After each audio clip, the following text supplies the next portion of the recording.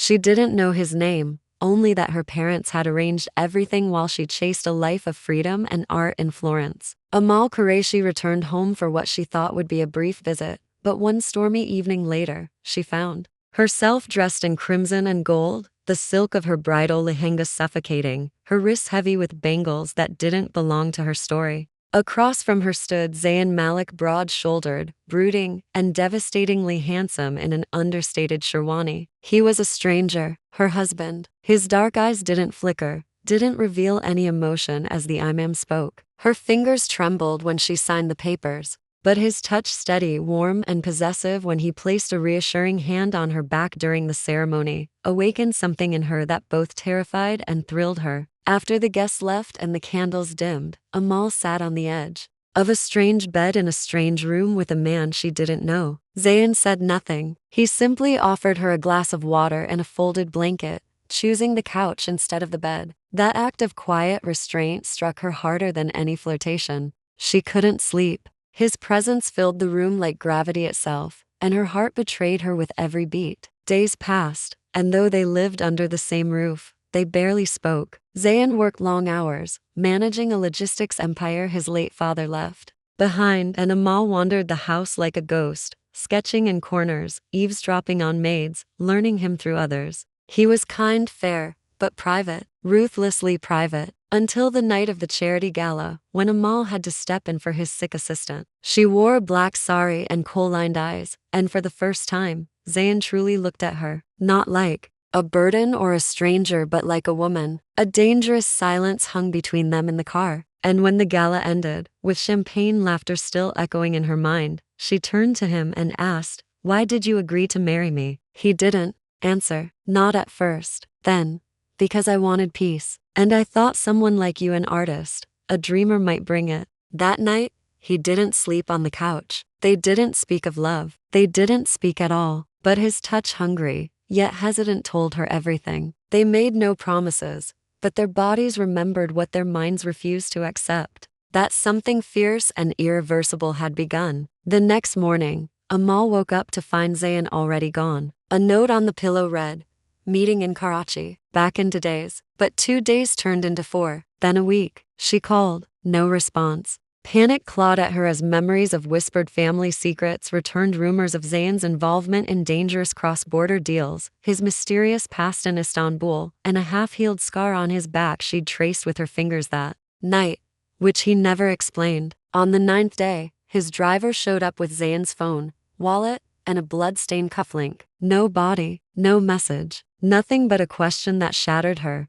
Had she just fallen in love with a man who never truly existed? The days following Zayn's disappearance blurred into a haze of unanswered questions and haunting silences. Amal sat by the window for hours, sketching the lines of his face from memory, the curve of his jaw, the burn in his eyes when he kissed her, the scar beneath his shoulder blade that felt like a secret carved into flesh. She clutched the cufflink in her palm until the jagged edge bit into her skin, a cruel reminder that her husband, the stranger she had fallen for in a single night, had vanished without a trace. The police offered little hope. No ransom, no body, no signs of foul play, they said. He probably ran, but Amal knew better. Zayn had carried too many shadows, and some of them, she suspected, were hunting him now. She searched his office at midnight, desperate for answers. Behind a locked drawer, she found a folder marked in Turkish documents filled with names she didn't recognize, photos of men with hard eyes, and a worn passport bearing Zayn's face, under a different name. Her breath caught. Who was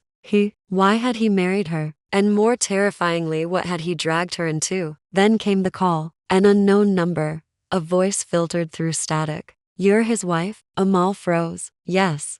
"Then listen carefully. He's alive, for now. If you want to see him again, do not go to the police. Do not speak of this to anyone. You have 72 hours. Istanbul, Beyoğlu. The address will come." The line went dead. Amal's knees buckled. She had no plan, no allies, just a heart half filled with love, half consumed by dread. She booked the flight under a fake name and left everything behind. In Istanbul, the city buzzed with golden light and ancient secrets. She wandered the alleys of Beyoğlu with nothing but instinct and the memory of his voice saying her name. like a prayer. When the address finally came scrawled on a napkin handed to her by a silent old man outside a fish market, she followed it to a crumbling townhouse on a quiet street. There, a woman with silver hair and sharp eyes greeted her. "You must be Amal. He never stopped talking about you."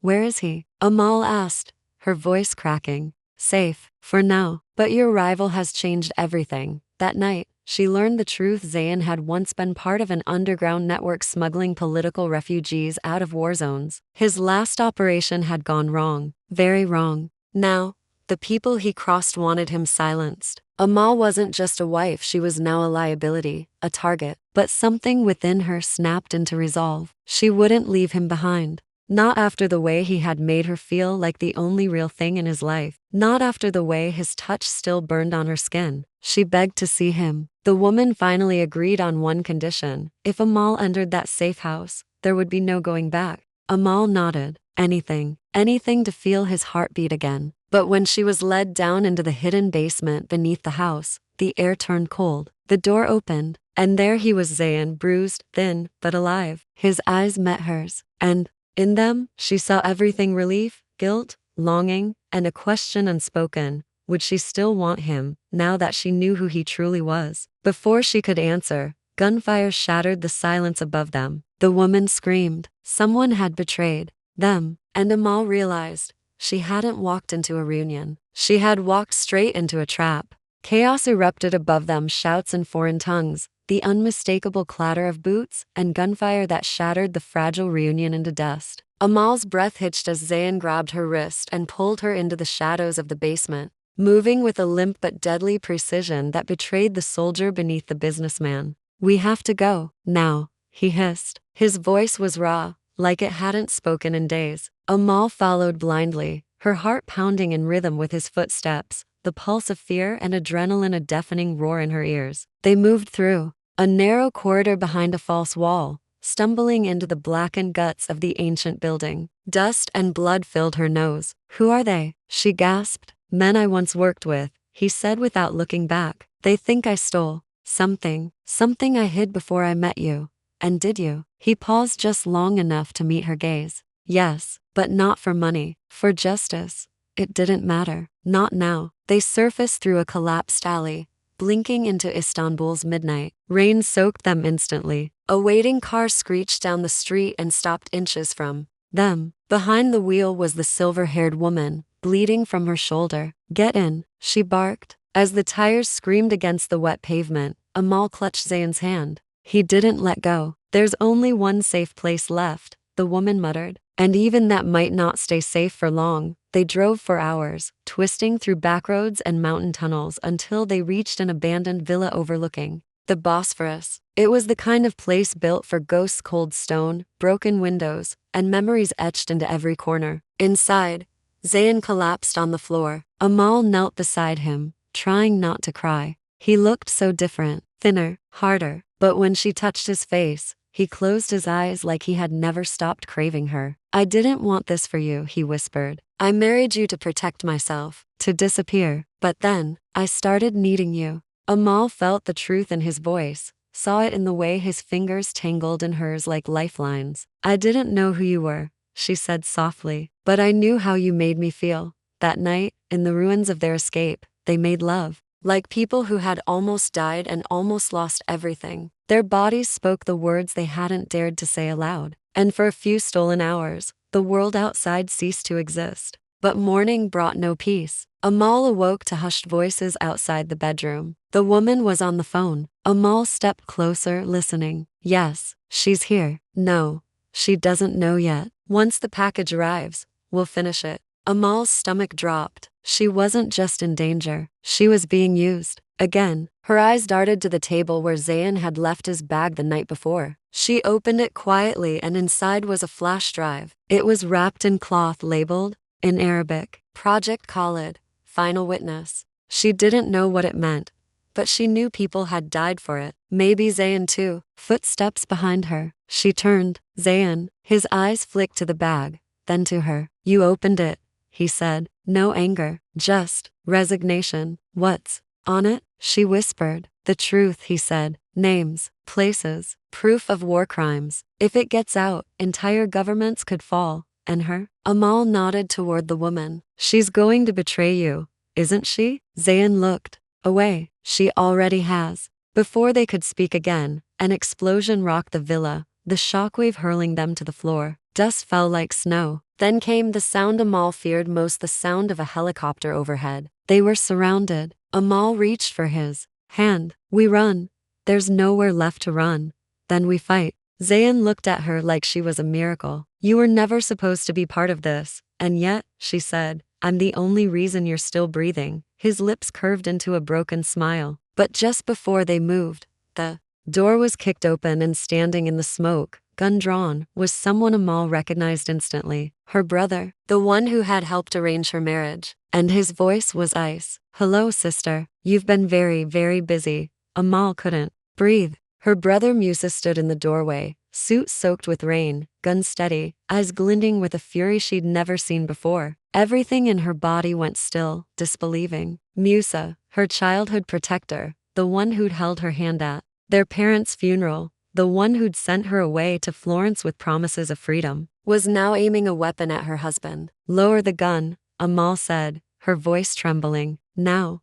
Musa didn't flinch. Do you have any idea who he is? Do you? She snapped, stepping in front of Zayn. You sold me to him like a pawn, and now you act like the hero? You think this was a marriage? Musa spat. He used you to get close, to stay hidden, and now you're wrapped up in something you can't even comprehend. Then explain it, Amal said. Tell me why I woke up next to a man I didn't know and fell in love with him anyway. Tell me why I had to follow him across continents just to find out the truth you've been hiding too. Musa lowered the gun just slightly, his jaw clenched. Because I told him to marry you.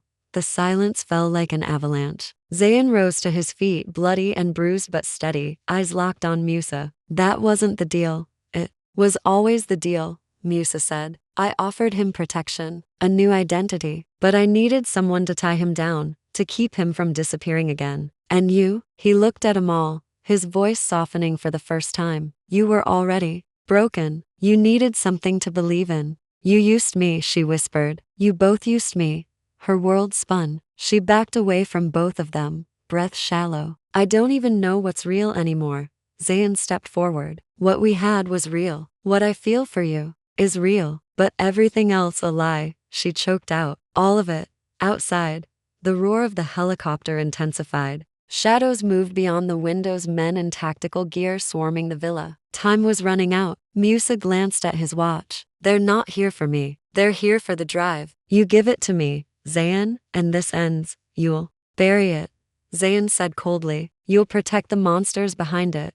We don't have a choice, Musa snapped. This isn't about right and wrong. This is about survival. You think Amal will be spared if this gets out? You think she won't be hunted next? Amal's hand went to the flash drive in her coat pocket. It was warm against her skin, almost alive with consequence. Zayn looked at her. Your choice, Jan. Whatever you decide, I'll follow. And for the first time, she saw the truth not in words, but in the quiet surrender in his face. He wasn't here to save the world anymore. He was here because of her. For her. Amal closed her eyes. She could run. She could hand the drive to Musa, let them cover it up, pretend this nightmare never happened. Go back to Florence, to peace. Or she could burn everything down. She opened her eyes. Get me a signal, she said. Musa frowned. What?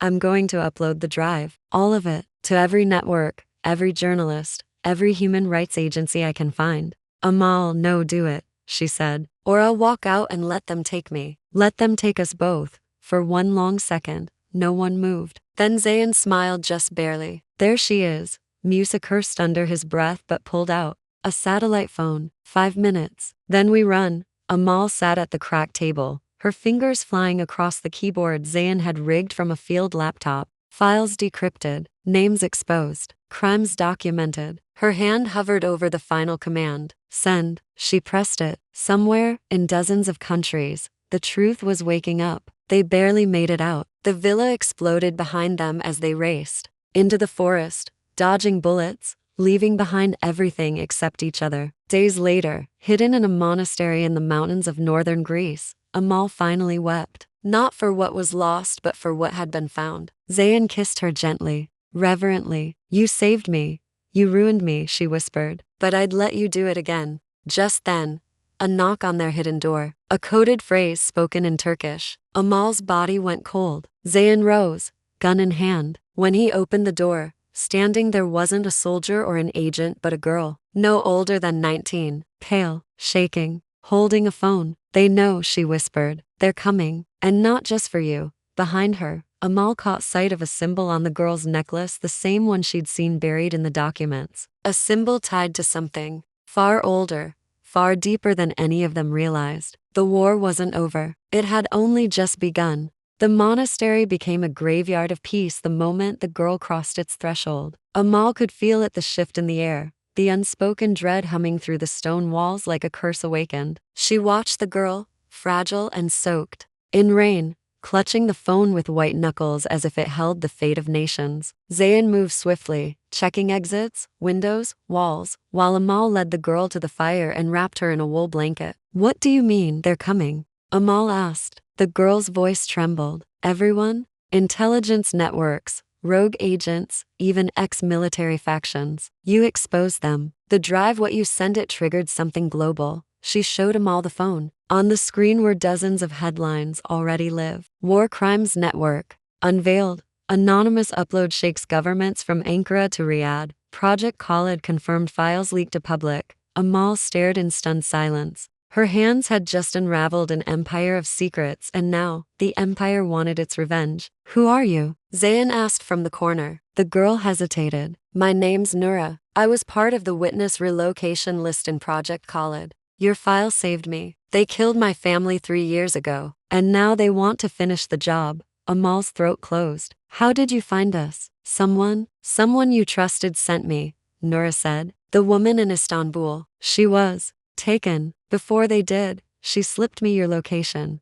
Zayn's jaw clenched. That means they're no more than 24 hours behind. Amal turned to him. Then we move again. But Zayn didn't answer. He was staring out the window, into the fog-drenched woods. We can't run forever, he said. They'll follow us to the ends of the earth. Then let's stop running, Amal said, her voice hard. Let's fight. The words felt foreign on her tongue. This wasn't the girl who painted in Florence, who once cried over broken brushes. This was someone reborn in fire. Zayn nodded slowly, like he'd been waiting for her to reach this edge. There's one place we might have a chance, he said. Not to hide but to strike back. He unfurled a map across the old wooden table, pointing to a remote valley in northern Albania. There's a man there, an old war journalist. He's built a haven for whistleblowers, defectors, ghosts like us. If we get there, we can mount a counterleak, videos, depositions, a global tribunal. And if we don't, Nura whispered, then we die trying, Amal said. They left the monastery at nightfall, taking only what they could carry. The roads were narrow, dangerous. Twice they had to abandon the car and hike through ravines. By the second night, Nura developed a fever. Amal pressed cloths to her head, whispering lullabies from their childhood, the same ones her mother used to sing. Zayn kept watch with a rifle by the fire. On the third morning, they crossed into Albania. The valley loomed below like a forgotten world, craggy, mist-covered, dotted with remnants of Soviet-era bunkers. The journalist's compound was surrounded by iron fencing and dogs trained to kill. But when Zayn called out the coded phrase, the gate opened. They were taken in, fed, given clean clothes. The journalist, an old man with burned hands and a voice like gravel, listened to everything in silence. Then he said, what you've done has started something no one can stop. But it's not enough to reveal the truth. You have to protect it. They began recording immediately. Amal gave her testimony. Zayn explained the network from within. Nura, pale but strong, spoke of the family she lost. The files were uploaded to secure servers across 4 continents, shielded by hundreds of digital walls. They were no longer just fugitives. They were witnesses, flames. But just as they began to breathe, the compound's radar picked up movement. 3 black SUVs, coming fast. Zayn barked orders. The compound locked down. Amal grabbed Nura and ran to the safe room beneath the chapel. Go, Zayn told her. I'll hold them off. No, Amal said, grabbing his face. We stay together or we die together. He looked at her with a depth that stole her breath. You made me believe I could be more than a weapon. Let me prove it. She kissed him, fast and fierce. Come back to me.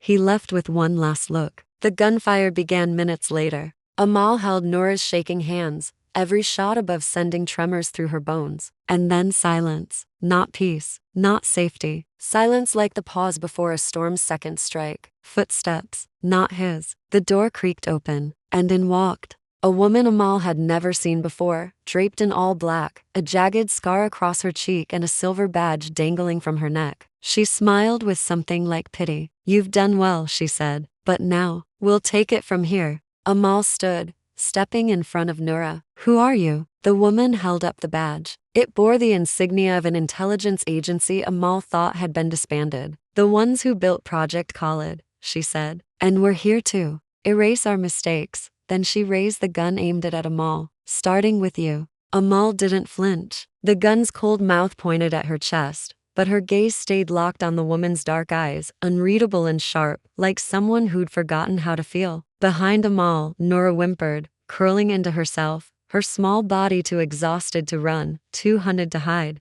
You won't get away with this, Amal said quietly. The woman in black smirked. I already have. For 20 years. Her voice was calm, almost gentle, as if explaining a tragic but necessary ending. You think leaking those files changes the game? It doesn't. We control the narrative. You're just noise, maybe, Amal said, stepping closer, trembling but unbreaking. But noise becomes an echo, and echoes turn into revolutions. The woman's smile faltered for a fraction of a second, but it was enough. A single gunshot cracked through the air. The woman jerked backward, a red bloom staining her side. Amal turned to see Zayn standing in the doorway, rifle in hand, his shirt torn and blood running down his arm. Miss me? He asked, panting. Amal ran to him, helped him stay upright. He glanced down at her, eyes blazing through pain. I told you I'd come back. The woman on the floor was alive but groaning, clutching her wound. Zayn moved to finish it, to end this, but Amal stopped him.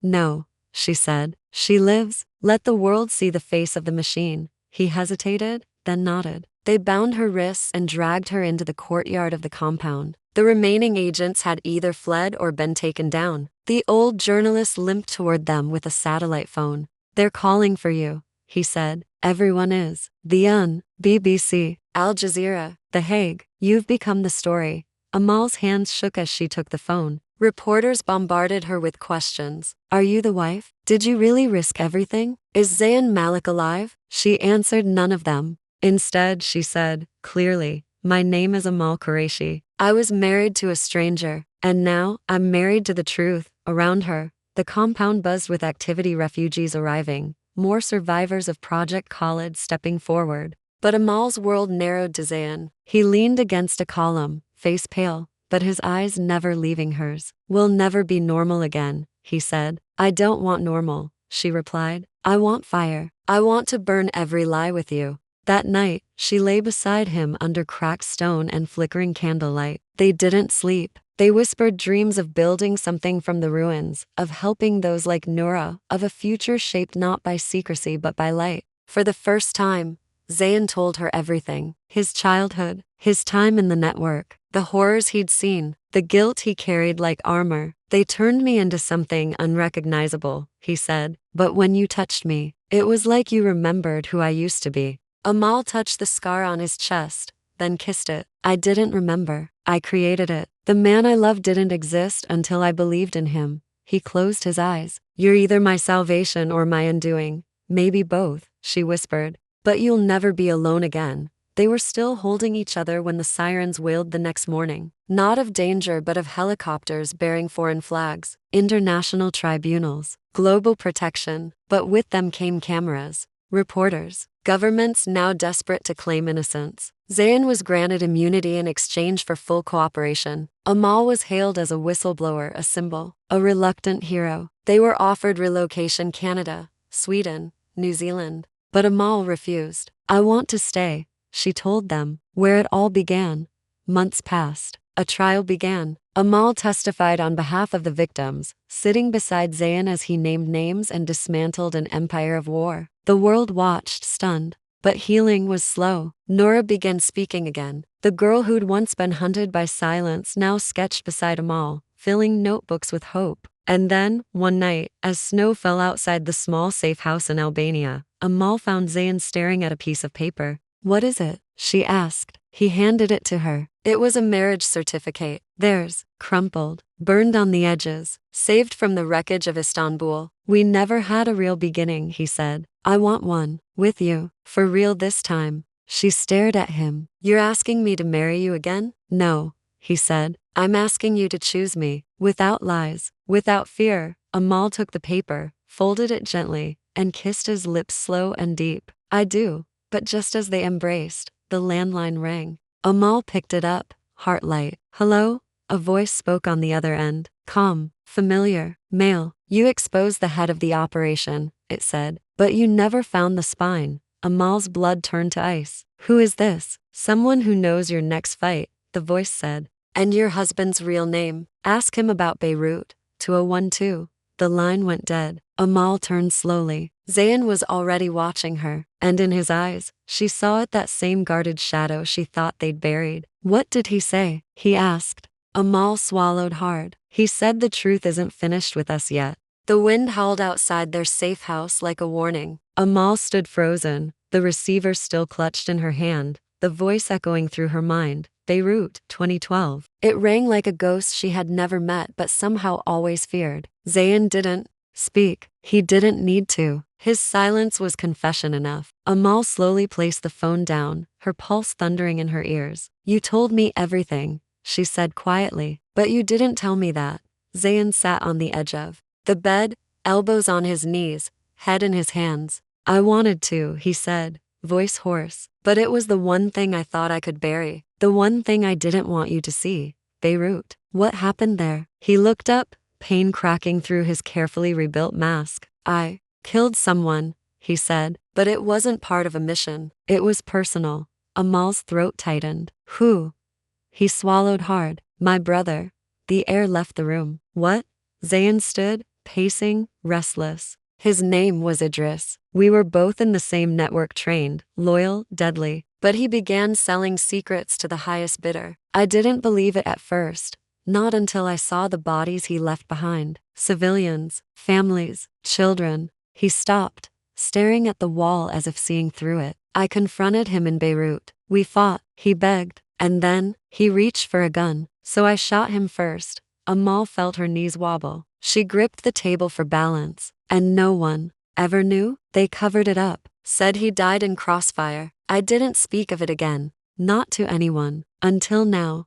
She wanted to be angry. She wanted to scream. But all she felt was devastation. Not because of what he did, but because of what it cost him to keep it buried. "Why didn't you tell me?" she asked. "Because I didn't want to be the villain in your story," he whispered. "You made me believe I could be more than what I'd done." Amal stepped toward him. "And you are. But you don't get to choose which parts of your past I'm allowed to love or hate. You have to give me all of you, Zayn. Even the broken parts." He nodded slowly. "Then you should know this to the man on the phone." He was Idris's protege. He called himself Kadir. "He vanished after my brother died, but he always swore revenge." "I thought he was dead." Amal's jaw clenched. "He's not. And now he wants you to pay." "No," Zayn said. "He wants us both." Over the next 48 hours, their peace unraveled. Anonymous threats poured in. Allies grew scarce. One of their digital safe houses in Denmark was compromised. A whistleblower in Berlin was found dead. The message was clear: Kadir had returned, and he had resources.